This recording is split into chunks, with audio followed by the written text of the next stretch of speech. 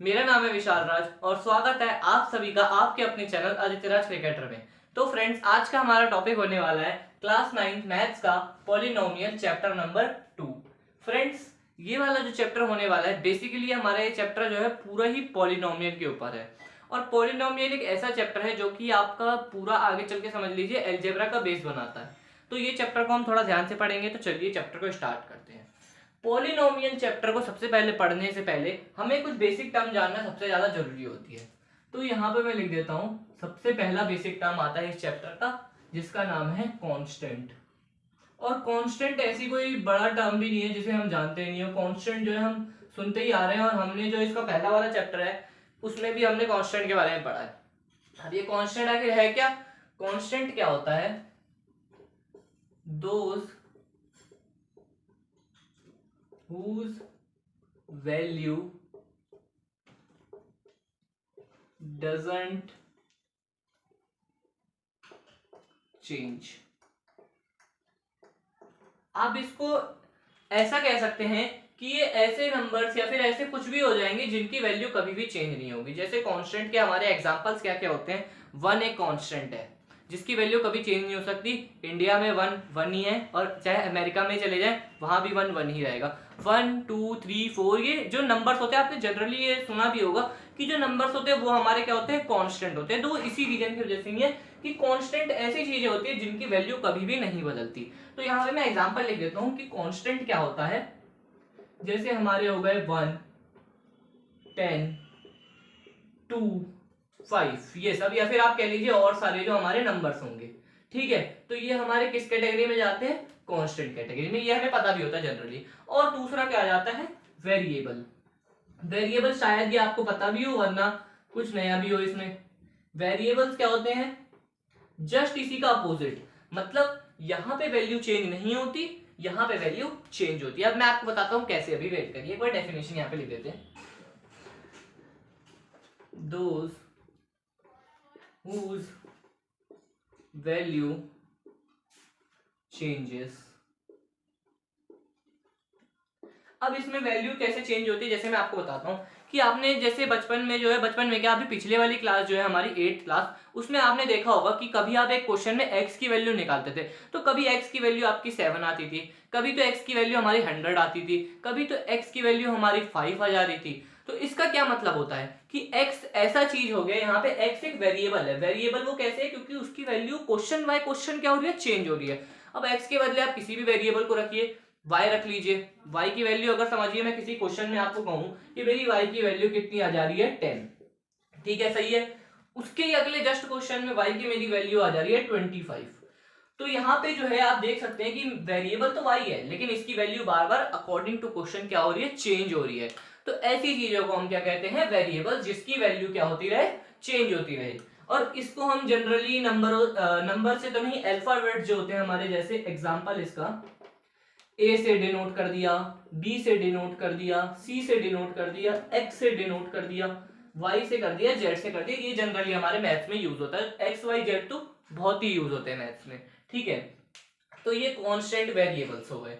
ठीक है, और इसके बाद ये हमारे दोनों जो थे इस चैप्टर के समझ लीजिए बेसिक दो टर्म्स थे। तो इसके बाद चलिए हम और प्रोसीड करते हैं जिसके बारे में हम और जानेंगे, जिससे हमारी पॉलिनोमियल की नींव जो है वो और अच्छी जमेगी। तो फ्रेंड्स, सबसे पहले पॉलिनोमियल समझने से पहले हम समझेंगे अलजेब्रिक एक्सप्रेशन क्या होता है। अलजेब्रिक एक्सप्रेशन ऐसे expression made up of variables और कांस्टेंट, मतलब आप कह लीजिए ऐसे एक्सप्रेशन, मैथमेटिक्स में हम किसी भी सेंटेंस को हम एक तरह से एक्सप्रेशन कह देते हैं जो कि वेरिएबल और कांस्टेंट से बने होते हैं। मैं तो आपको कहूंगा सीधा कोई डेफिनेशन याद करने की जरूरत नहीं है, मैथ्स आपका पूरा कॉन्सेप्ट है यहाँ पर। सीधा याद रखिए ऐसे एक्सप्रेशन जिसमें वेरिएबल होगा और कांस्टेंट होगा। जैसे मैंने लिखा 3x + y, ये अलजेब्रिक एक्सप्रेशन है। हाँ है, क्योंकि इसमें वेरिएबल है, कांस्टेंट भी है। वेरिएबल्स मैंने जस्ट आपको बताया, ये एक्स वाई ये सब क्या है? वेरिएबल। और ये हमारा जो 3 है ये हमारा क्या है? कांस्टेंट। इसकी वैल्यू कभी चेंज नहीं होगी।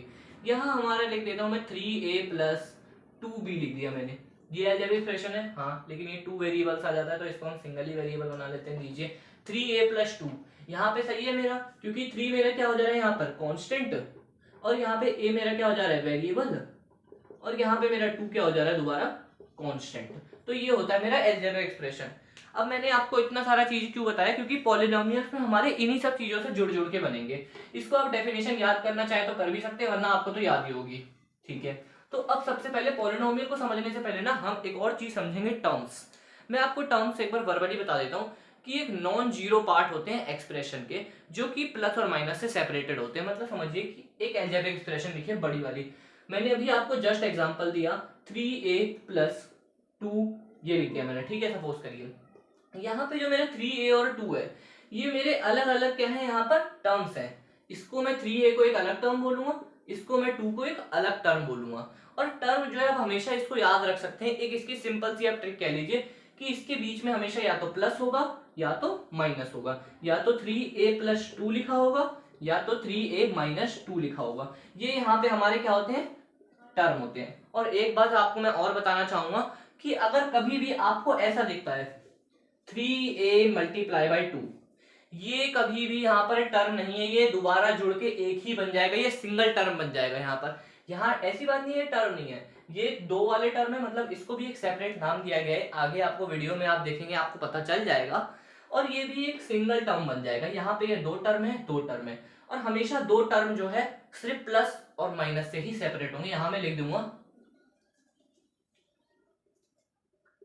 2 terms are always separated by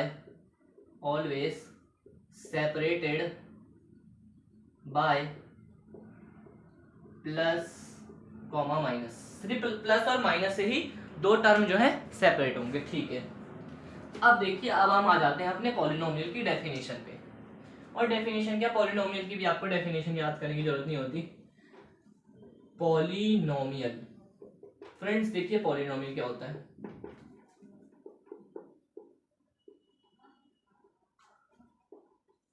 The algebraic expression that contains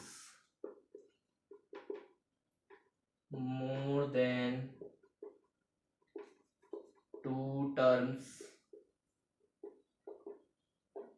यही आपके पॉलिनोमियल होते हैं। फ्रेंड्स मैं आपको बता दूं, ये हार्ड एंड फास्ट डेफिनेशन नहीं है। आप चाहे तो इससे थोड़ा सा भी मेरा मिसमैच भी हो सकता है, आप अपनी डेफिनेशन भी याद कर सकते हैं, वरना ये भी डेफिनेशन ठीक है। The algebraic expression that contains more than two terms, मतलब एक ऐसा एक्सप्रेशन जिसमें कि दो से ज्यादा टर्म होंगे, वो हमारा क्या हो जाता है, पॉलिनोमियल। तो पॉलिनोमियल की आप इसको सीधी सादी सी डेफिनेशन याद कर सकते हैं। और अब जो हमारा चैप्टर का मेन पार्ट है, वो अब यहाँ से स्टार्ट होने वाला है कि पॉलिनोमियल को हम कैसे कैसे क्लासीफाई करते हैं। जैसे पॉलिनोमियल हमारे नंबर्स पे भी क्लासीफाई होते हैं, मतलब कि नंबर ऑफ द टर्म्स, मतलब जैसे मैं आपको टर्म बताया था ना कि वो प्लस और माइनस से हमेशा सेपरेटेड होंगे दो टर्म। देखिए फ्रेंड्स, अब हम पॉलिनोमियल की डेफिनेशन को जानते हैं। यहाँ पर पॉलिनोमियल, तो पॉलिनोमियल को आप एक ग्रीक शब्द से समझ सकते हैं, दो शब्दों में तोड़ के। एक होता है आपका पॉली, एक होता है आपका नोमियल। पॉली और नोमियल, मतलब पॉली मतलब होता है बहुत, और नोमियल मतलब होता है आपका टर्म्स। तो मतलब बहुत सारे टर्म्स से मिलके आपका क्या बना होता है, एक पॉलिनोमियल। ये आपका हो गया सिंपलेस्ट डेफिनेशन। और पॉलिनोमियल के मैं लिए आपको एक बताना चाहूंगा, एक तरीका होता है कि इस एक्सरसाइज में, हम चैप्टर में पहली एक्सरसाइज हमारी आती है कि इसमें पॉलिनोमियल बताओ कि ये वाला पॉलिनोमियल है कि ये पॉलिनोमियल नहीं है, क्यों। तो हम उसको जज कैसे करेंगे, तो उसको जज करने का एक तरीका होता है कि इसको आप नोट कर लीजिएगा अपनी कॉपी में कि पॉलिनोमियल मस्ट नॉट हैव, मैंने मस्ट नॉट हैव लिखा है, मतलब इसका नहीं होना चाहिए पॉलिनोमियल में। Polynomial must not have degree, या फिर आप इसको अभी सिंपल लिख लीजिए, power negative fraction and its variable in under roots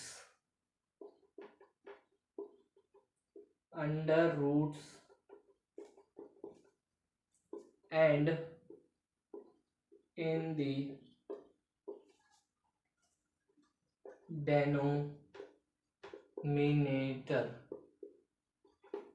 इसका मतलब क्या हुआ कि पॉलिनोमियल में जो है मस्ट नॉट है पावर नेगेटिव, पॉलिनोमियल की पावर जो है नेगेटिव नहीं होनी चाहिए। अगर नेगेटिव हो गई तो वो पॉलिनोमियल नहीं होगा। पावर फ्रैक्शन नहीं होनी चाहिए, अगर फ्रैक्शन हो गया तो पॉलिनोमियल नहीं होगा। और उसका जो वेरिएबल होता है, वेरिएबल्स मैंने आपको बता दिया, एक्स वाई जेड जो भी हो वो कभी भी अंडर रूट में नहीं होना चाहिए, चाहे कोई सा भी अंडर रूट हो, क्यूबिक हो, स्क्वायर हो, जो भी अंडर रूट हो, लेकिन अंडर रूट में नहीं होना चाहिए। अगर हो जाता है तो वो पॉलिनोमियल नहीं होगा। और उसका जो वेरिएबल है उसको डेनोमिनेटर में भी नहीं होना चाहिए। इसका मैं एक आपको लाइव एग्जांपल देता हूं, जैसे ये एनसीईआरटी बुक है आपकी क्लास 9 की। यहाँ देखिए आपका जो फर्स्ट एक्सरसाइज है, यहाँ लिखा हुआ है, एक क्वेश्चन है आपका 2.1 में, question number 3 root t plus 2 t root 2। अब यहाँ देखिए 3 root t plus t root 2, ये लिखा है ना, टी रूट 2, हाँ यही लिखा हुआ है। अब यहाँ देखिए, अब यहाँ गौर कर पा रहे होंगे कि 3 और 2 तो मेरा क्या है, कांस्टेंट है, और 3 जो है यहाँ पे मेरा क्या हो जा रहा है, वेरिएबल। और मैंने अभी यहाँ पे आपको लिख के दिया कि वेरिएबल कभी भी अंडर रूट में नहीं होना चाहिए, और यहाँ पे वेरिएबल आपका हो जा रहा है अंडर रूट में। तो अंडर रूट में हो गया मतलब ये पॉलिनोमियल नहीं है, नो लिख देंगे हम सीधा। एक और आपका जस्ट अगला क्वेश्चन है चौथा, y प्लस 2 अपॉन वाई, इसको भी आप समझ लीजिए, y प्लस 2 अपॉन वाई। यहाँ पे मैंने आपको अभी जस्ट बताया कि वेरिएबल कभी भी आपका डेनोमिनेटर में नहीं होना चाहिए, वेरिएबल आपका डेनोमिनेटर में है तो ये पॉलिनोमियल नहीं होगा। तो इस तरीके से आप और समझ सकते हैं। एक और एग्जांपल है आपका, यहाँ पे देखिए, इसमें आप एक एग्जांपल और समझ लिए, मैं आपको यहाँ पे बुक में तो नहीं दिख रहा मुझे, एक्स क्यूब लिख देता हूँ, और यहाँ पे मैं आपको एक और दे दे रहा हूँ एक्स माइनस 2। पावर यहाँ पे आपका नेगेटिव हो गया तो सीधा खटाक से हम कह देंगे पॉलिनोमियल नहीं है। आपके लिए मैं एक होमवर्क दूंगा कि आप बताइए एक्स स्क्वायर प्लस 2 पॉलिनोमियल है या नहीं है। अंडर रूट में 2 प्लस एक्स ये पॉलिनोमियल है या नहीं है। अंडर रूट में एक्स प्लस 2 ये पॉलिनोमियल है या नहीं है। आप इसको इस तरीके से याद कर सकते हैं कि ये आपके लिए एक तरह का क्या है,